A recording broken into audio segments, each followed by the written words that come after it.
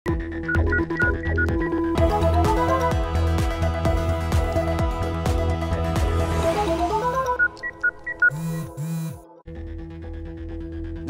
आप देख रहे हैं देश का सर्वश्रेष्ठ न्यूज चैनल एबीपी न्यूज। मैं अखिलेश आनंद हूं। अब वक्त हो गया है उस शो का जो आम आदमी की आवाज है, यानी घंटी बजाओ। घंटी बजाओ वो मंच है जहां सिस्टम और सरकार से हर रोज तीखे सवाल पूछे जाते हैं ताकि कोई जनता के प्रति अपनी जवाबदेही से बचने ना पाए।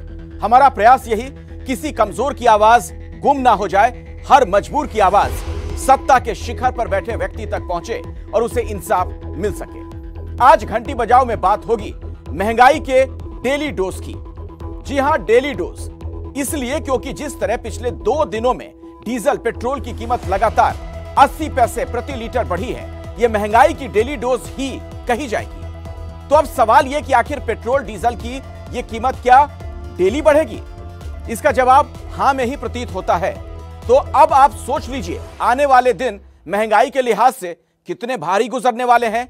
इस पूरे खेल में जनता इसलिए खुद को ठगा महसूस कर रही है क्योंकि जब 5 राज्यों के विधानसभा चुनाव जारी थे तब तो यह इजाफा नहीं हो रहा था।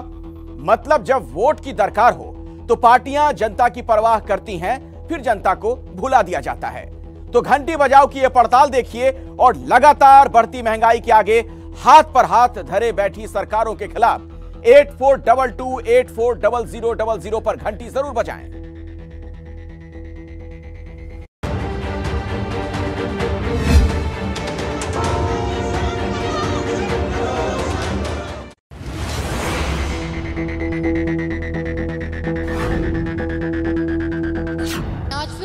पेट्रोल डीजल की कीमत 80 पैसे बढ़ाए गए हैं। इलेक्शन खत्म, महंगाई चालू। चुनाव के बाद का जो ये दंश जनता झेल रही है, ये बहुत ही निंदनीय है। दिल्ली में यूथ कांग्रेस कुछ इस तरीके से प्रदर्शन कर रही है। आप देखिए कि एक पुराने स्कूटर के साथ और गैस सिलेंडर के साथ, रसोई गैस सिलेंडर के साथ और बड़े बड़े कटआउट्स के साथ यूथ कांग्रेस के कार्यकर्ता प्रदर्शन कर रहे हैं। देश का जनता को निचोड़ रहा है, टेस्ट कर रहा है, कितना इसको निचोड़े, निचोड़ दो। अभी तो पेट्रोल है, हर चीज महंगी होगी।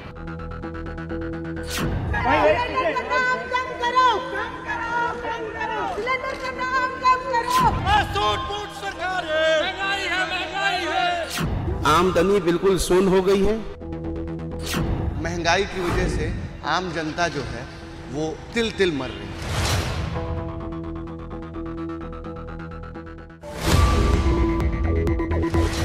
तो पेट्रोल और डीजल ने एक बार फिर जनता का तेल निकालना शुरू कर दिया है।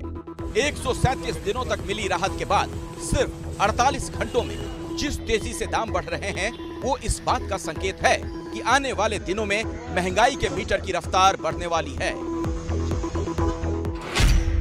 मंगलवार के बाद बुधवार को भी देश भर में पेट्रोल और डीजल के दाम 80 पैसे प्रति लीटर बढ़ा दिए गए। इसका मतलब यह हुआ कि सिर्फ 2 दिनों में पेट्रोल डीजल 1 रुपए 60 पैसे महंगा हो गया। कल पेट्रोल की कीमत जहां 96 रुपए 25 पैसे थी, वहीं आज जो कीमत बढ़ाए गए हैं उसके बाद पेट्रोल की नई कीमत 97 रुपए 1 पैसे है। वहीं बात अगर डीजल की करें तो डीजल में भी 80 पैसे का इजाफा दर्ज किया गया है। आज डीजल की नई कीमत 87 रुपए 47 पैसे है।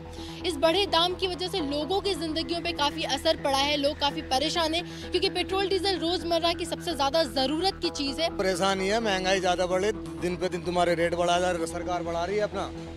इलेक्शन खत्म, महंगाई चालू।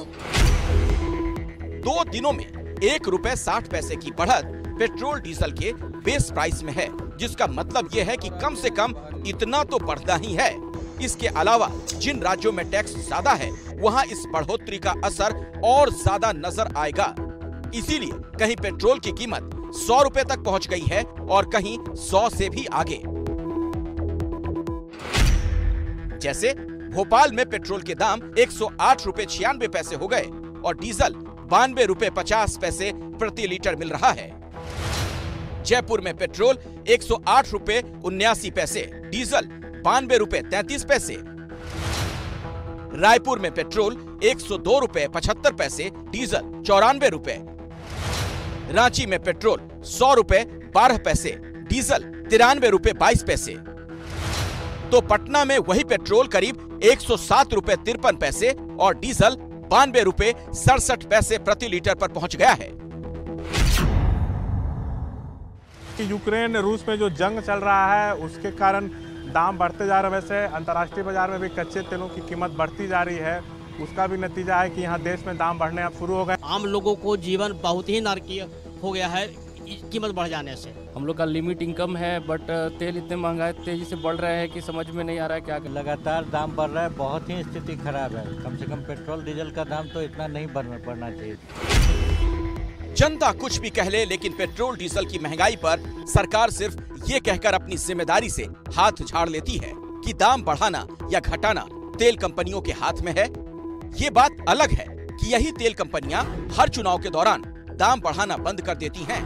जैसे पिछले 2 महीनों में अंतरराष्ट्रीय बाजार में कच्चे तेल की कीमत ने सारे रिकॉर्ड तोड़ दिए, लेकिन तेल कंपनियों ने 1 पैसा भी नहीं बढ़ाया और चुनाव खत्म होते ही उन्हें अपना घाटा याद आ गया, जिसकी वसूली शुरू की जा चुकी है। फिर ये कैसे मान लिया जाए कि पेट्रोल डीजल के दाम पर सरकार का कोई कंट्रोल नहीं?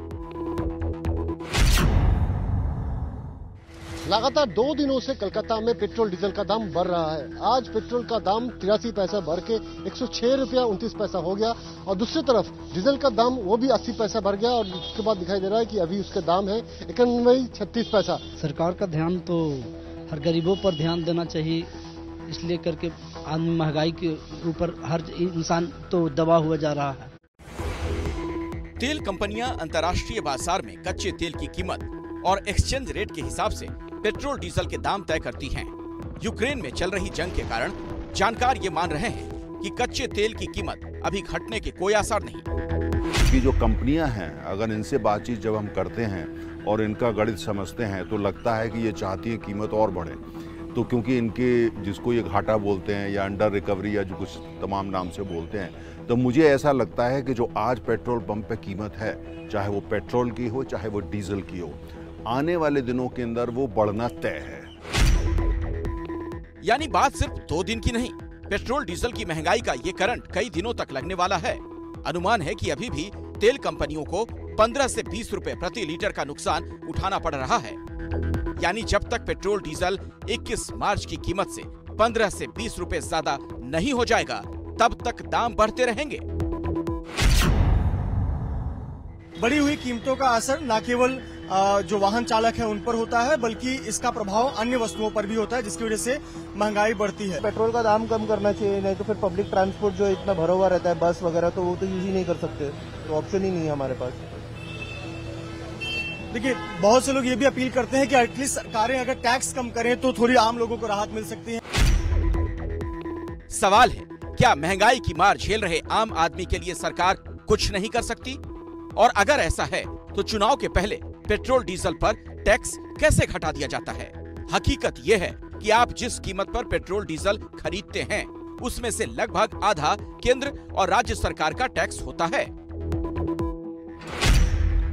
जैसे दाम बढ़ने के पहले जब दिल्ली में पेट्रोल 95 रुपए 41 पैसे प्रति लीटर मिल रहा था, तो उसका बेस प्राइस सिर्फ 47 रुपए 99 पैसे ही था। इसमें भाड़े के 25 पैसे जोड़कर डीलर की कुल कीमत 48 रुपए 24 पैसे थी। इसके बाद 3 रुपए 77 पैसे का डीलर कमीशन, 27 रुपए 90 पैसे की एक्साइज ड्यूटी और 15 रुपए 50 पैसे का वैट मिलाकर पेट्रोल 95 रुपए 41 पैसे में मिल रहा था, जिसमें से टैक्स 43 रुपए 40 पैसे था, यानी कुल कीमत का 45%। यानी सरकार चाहे तो टैक्स कम करके लोगों को कुछ राहत दे सकती है और इसके लिए केंद्र और राज्य दोनों ही सरकारों को पहल करनी होगी। लेकिन फिलहाल तो इसे लेकर राजनीति ही ज्यादा हो रही है। यूथ कांग्रेस पिछले 2 दिनों से दिल्ली में केंद्र सरकार के खिलाफ प्रदर्शन कर रही है, तो कांग्रेस संसद में हंगामा कर रही है।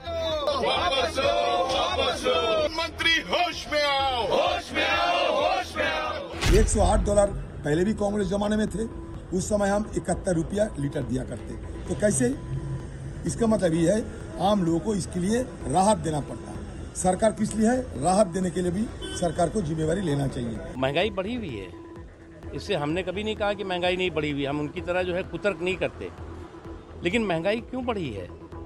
आज पूरी दुनिया रूस और यूक्रेन का जो युद्ध चल रहा है उससे प्रभावित हुई है। इस संकट के समय में, इन चुनौतियों के समय में भी, चाहे वो तेल के दाम हो, चाहे ज़रूरी चीज़ों के दाम हो, चाहे खाने पीने की चीज़ें हों, उस पर कम से कम आम लोगों पर प्रभाव उसका पड़े, महंगाई का प्रभाव पड़े, इसकी हम हमेशा कोशिश करते रहे। सियासत के इस खेल में आम आदमी पिसता रहेगा, क्योंकि जिस रफ्तार से पेट्रोल डीजल के दाम बढ़ेंगे उसी रफ्तार से बाकी चीजों की महंगाई भी बढ़ती जाएगी।